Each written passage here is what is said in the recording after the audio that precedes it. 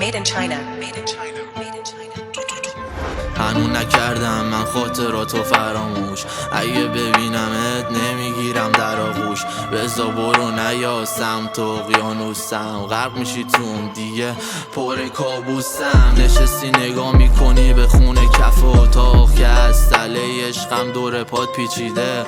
تو بالکن میزنم منم هی زیر سیگار، نگام بی سرینه صدات پیچیده. اشک سرازیر از گونه‌هات همش اکته، میخواد بده اونو فریب از اون قتله که زده دختر گاییده کل قلبشو.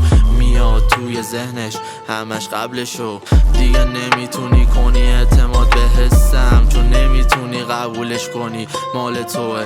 این پاییز لعنتی معنی پیدا کرده وقتی تموم شدن رابطه تو یاد توه.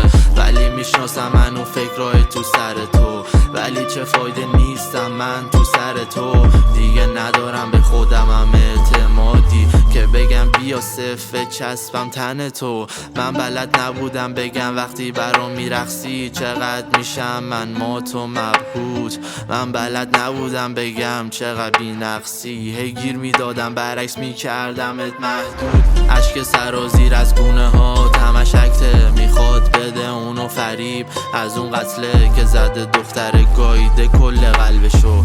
میاد توی ذهنش همش قبلشو، نه به خاطر غرورم اصلا اینا رو نذار، نه به خاطر نتونستن درست حرف زدن. هنو گیجم و تکلیفم نامشخصه، غیر تو منو همه آدما پس زدن. تو بودی همیشه برامون دختر خیالی که بودنش میکنه زندگیمو قشنگ. به خودم اومدم دیدم واقعا یه خیالی